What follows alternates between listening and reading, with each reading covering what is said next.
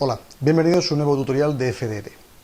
En esta ocasión vamos a resolver un problema de termodinámica donde se pretende que aprendas a calcular el comportamiento de un gas al pasar de unas condiciones a otras conforme a una transformación termodinámica conocida y el cálculo de las variables del sistema termodinámico en función de sus condiciones iniciales, finales y según el tipo de transformación que sufra.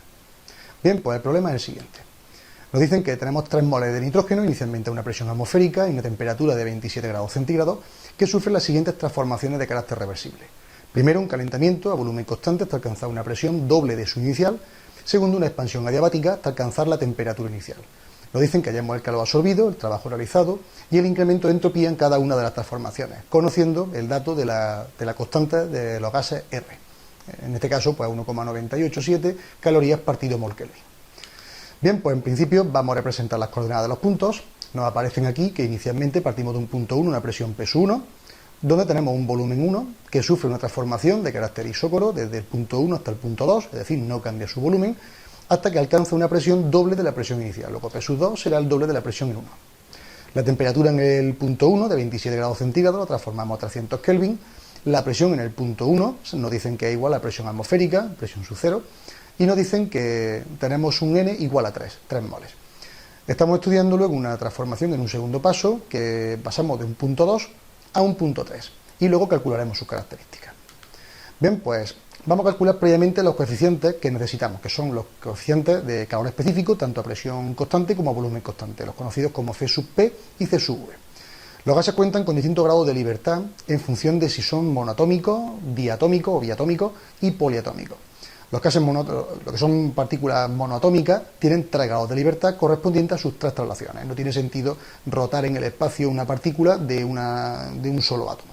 En este caso, si os fijáis, una sola partícula podrá trasladarse entonces sobre 3 ejes, con lo cual sería equivalente a decir que tiene 3 posibles grados de libertad.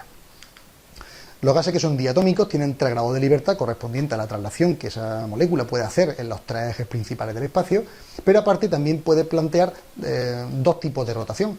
Rotación correspondiente al eje que esté representando aquí, perpendicular al plano que define el giro en rojo y perpendicular al plano que define el giro en verde. Digamos que la rotación que no estaría permitida sería la que corresponde a un eje axial con la línea que une los centros de ambos átomos. Parece lógico, puesto que no tiene sentido rotar cuando la molécula no va a cambiar realmente a efectos espaciales.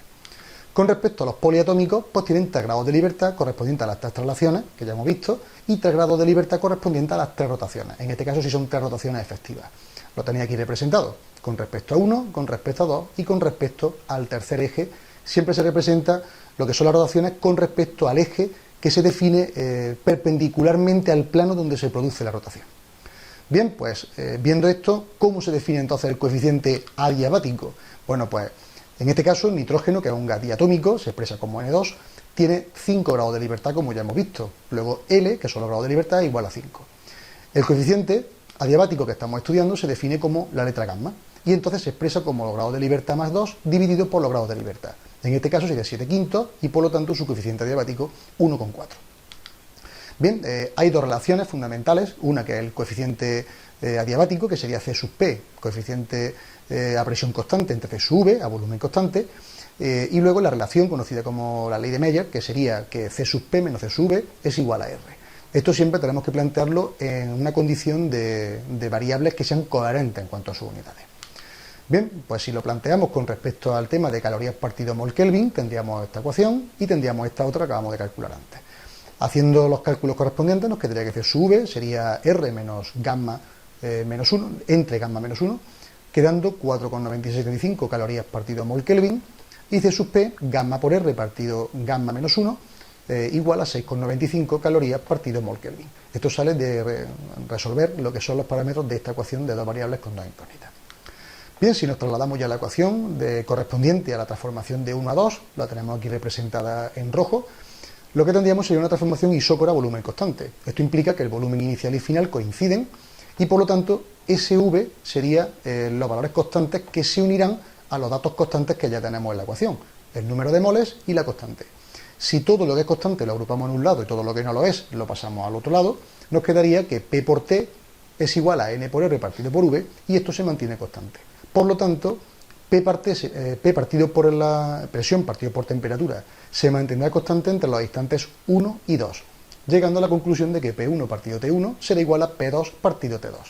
Si de aquí despejamos la temperatura en el instante 2, nos quedaría que sería T1 por P2 partido por P1, es una resolución básica, donde P2 ya sabemos que vale 2 veces la presión en el instante 1.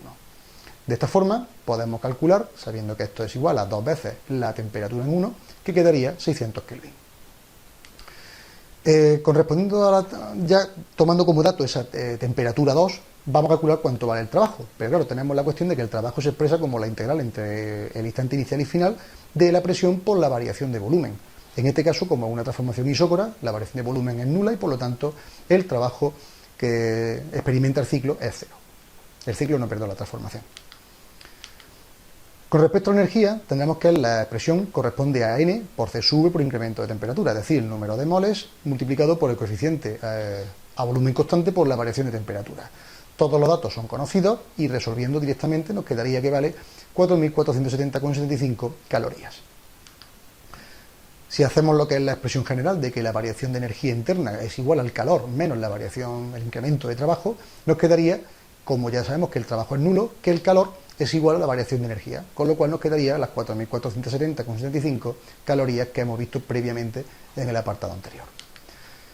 Y por último, para esta transformación nos queda lo que es la variación de entropía, que se puede expresar como la integral de la variación de calor en función de la temperatura. Si expresamos la variación de calor como N por el coeficiente específico que estamos hablando, que como es una transformación isócora, se utilizaría de los dos posibles, el de volumen constante por la variación de temperatura dividido entre la temperatura, esto nos quedaría que N y C sub V saldrían fuera de la integral por valores constantes e incremento de T, que sería un diferencial de T dentro de la expresión de la integral entre T, nos quedaría como expresión logaritmo neperiano de T sub 2 entre T sub 1. Bien, pues haciendo los correspondientes cálculos nos quedaría que la variación de entropía se expresaría como 10,33, como es una expresión de calor entre temperatura, nos quedaría caloría partido por Kelvin. Con respecto a la transformación 2,3, la tenemos aquí. Esta transformación es una transformación adiabática, lo cual significa que no hay variación de calor, es una transformación a calor constante. Esto implica que el calor que existe entre 2 y 3, la transformación correspondiente, es cero. La energía que estamos estudiando sería N por este C sub V por incremento de temperatura, donde la temperatura incrementaría de la temperatura final, que es el instante 3, menos la inicial, que es el instante 2, trabajaríamos con este C sub V, y entonces nos quedaría que sería igual a menos 4.473 calorías. Teniendo en cuenta que el incremento de energía es igual al calor menos la variación de trabajo, nos quedaría que el incremento de energía interna sería menos incremento de trabajo, que quedaría 4.473 calorías.